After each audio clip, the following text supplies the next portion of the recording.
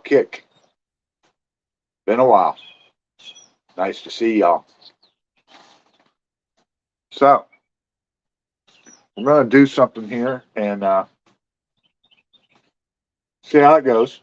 We'll have a few conversations here and there. Um, Something I just figured I'd come out and do. And so, with this episode, since the whole world has lost its ever loving mind over some show called Vanderpump Rules or whatever, Scandal or whatever. Um, my point of that and where it's going to tie into the music industry is a volatile culture is a volatile culture. That's that's just the nature of the beast. Um, where that kind of translates over into the music industry, if you keep thinking of things negatively and just, you know, oh, this ain't ever going to work out, or oh, I'm just not that good, or whatever, you're in the wrong industry because the music industry is a pretty tough industry. You have to have a thick skin. Nothing's going to happen for you overnight. These so called overnight sensations, if you do your due diligence, just go back and look at some of them. Some of my friends who I promote their stuff have been doing this music thing for over 10 years. So if you're 4 or 5 years into it, just keep doing what you're doing. But you have to be consistent. You have to have a good work ethic. You have to keep contact with your social media. This is a tool. This is a tool for you to use to get your message out. Yeah, do you want to get with the big record label? If you want to get with it, they're going to check. First thing they're going to do is they're going to check your social medias. They're going to see what your following is. Then, if they happen to garnish or garner any favoritism towards you, they're going to contact you and they're going to ask you how many shows you play a year, um, what kind of music have you got, what kind of Spotify, um, what kind of music lists are you on, what are your demographics or italics on there, analytics. So, um, yeah. But anyhow, back to this Vanderpump Rules thing. Um, I went and did a little bit of due diligence because I didn't want to make some false or misrepresented statement on it. So as I was watching and went back and watched some of through the shows, I guess it's been on for 10 seasons. Um, right off the bat, that culture that they have garnished and surrounded themselves in is the culture that they're living. Um, I mean, this thing here is no different than the way it started out with, I think his name was Jax Taylor, which is not his real name, but whatever it was. Um, then there was another instance with this Sandoval kid. Um, Everybody on there, Shayna, Lala, um, Stassi, um, a couple of them, Kristen. Um, they that's their culture, and that's what they live by. and that's how they lived. So why do they think anything is going to change now? I have no clue. Um, Cheating is never a good thing. I'm just going to say that flat out there as a man.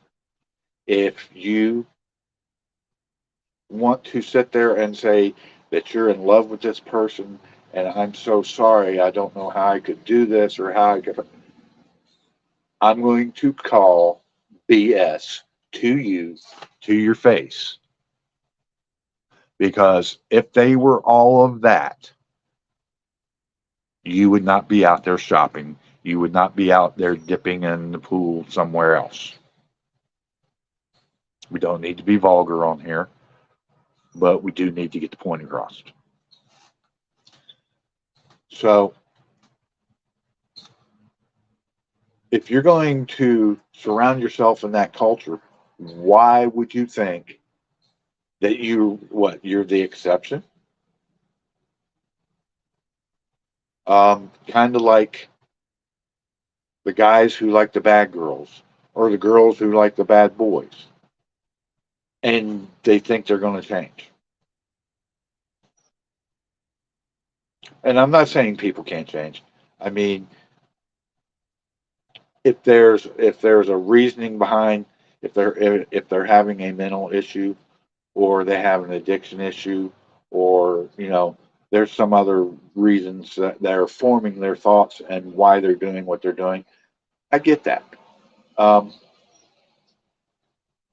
and there's help out there for that, but then you also have to be person enough, whether man, woman, or child, enough to stand up and say, yeah, I have an addiction. I have an addiction to alcohol. I have an addiction to sex. I mean, my big problem with that is it seems that everybody wants to say that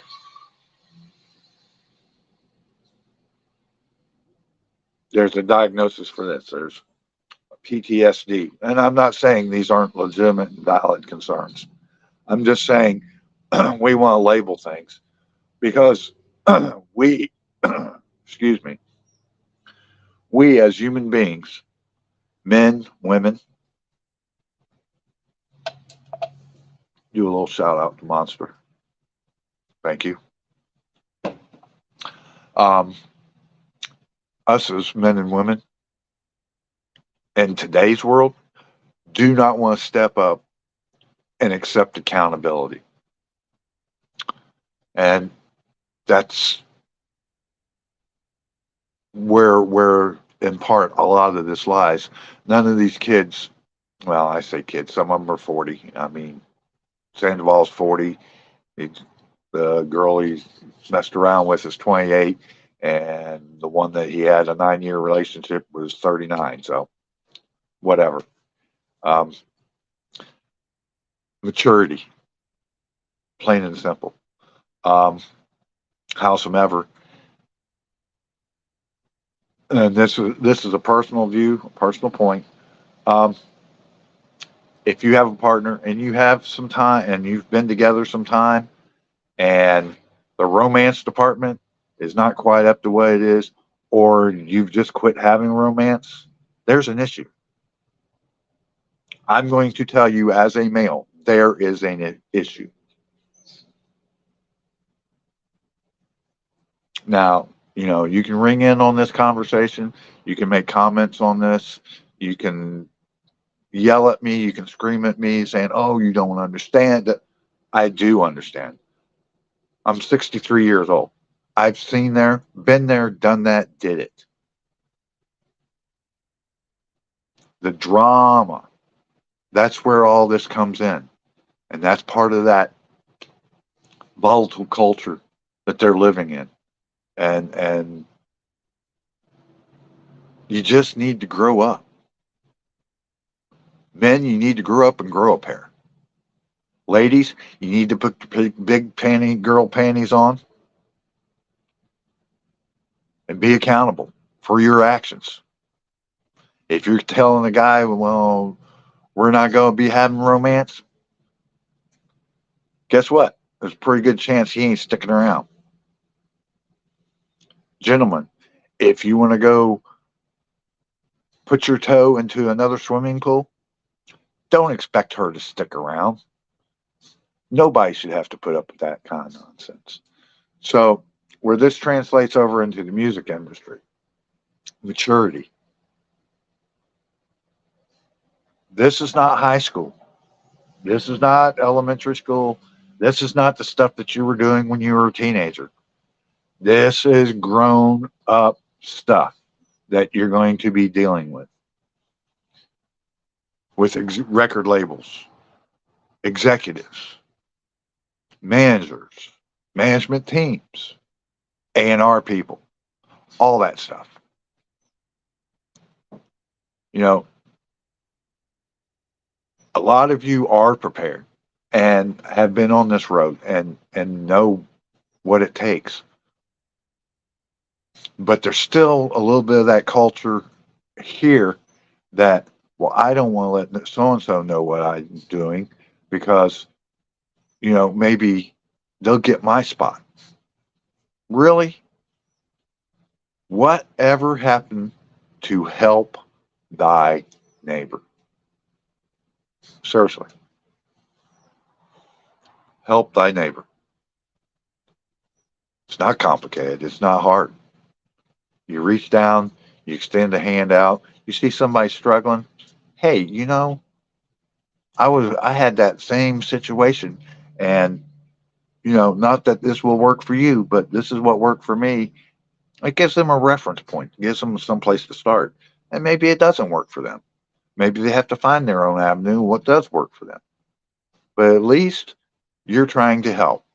You're not standing by watching them sink and not offering them a life raft. So we're not going to carry this one on too long, but I'm probably going to try to do this once a week. And we're going to keep it on the music part of it, pretty much. I had a couple of great friends of mine, Thomas Cavanaugh, Kirsty Krause, Tiger Lily Gold, playing the C2C over in Europe. Actually, Kirsty just got back from there. I think Thomas is flying in from there. I know he was out there. I'd seen him getting on an airplane yesterday with the little question, where am I flying to? I'm just assuming he's flying to Nashville. Maybe not. Maybe he's going to another C2C festival place somewhere else. But Kirsty and Thomas have a new song out. Who Am I Gonna Love? Awesome little tune. It's a duet. Him co-written with a good friend of theirs, Miss Crystal King. And so y'all tune in. Tiger Lily Gold, I believe they were just there as well at C2C, and I believe they're coming back. So we're going to keep it on, and I'm going to try to keep it to independent artists. If you're a labeled artist or whomever, but there's a bunch of Bailey Callahans, Tiffany Ashton's, Maggie Balls, Alexander Kay's, Alana Carroll's. They want to keep it independent. Just as my songwriter friend Michael Ray, R-E-Y, not R-A-Y, not the singer, the Nashville songwriter, wants to keep it independent because they have control of their own music. So, and if there's stuff you want to know,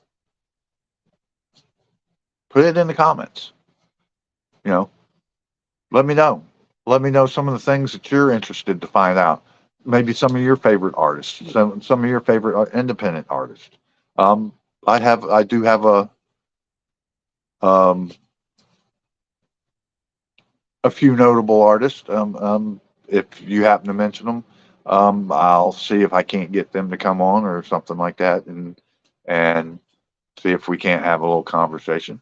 Some of them will try to do conversations through here if they have time. You have to understand, it's coming up, it's awards and festival time. So, they're going to be busy, and I try not to bother them at all because they are my friends, and I don't abuse my privileges. I use my privileges, if that makes sense. Um, so when I do reach out to one of them, they more than after to reply. Um, and then on April, um, we're going to be down hanging out with Taylor Swift in Tampa. So we will talk at you. Maybe we'll do two this week. That way we get everything started. Maybe I'll do it on Fridays and try to do one on every Friday. So, but we're going to try to keep it two independent artists, um, things that pertain into this industry. Uh, Maybe I get my old buddy Southern Fellow um, to come on here and tell you some of the awesome stuff he's doing for independent artists and the artists he has in his family, which I am part of, um, as the Southern Fellow family. And we'll see what we can do. And until then, remember to love one another. Remember to be kind to one another. Until we meet again, my friends. Peace out.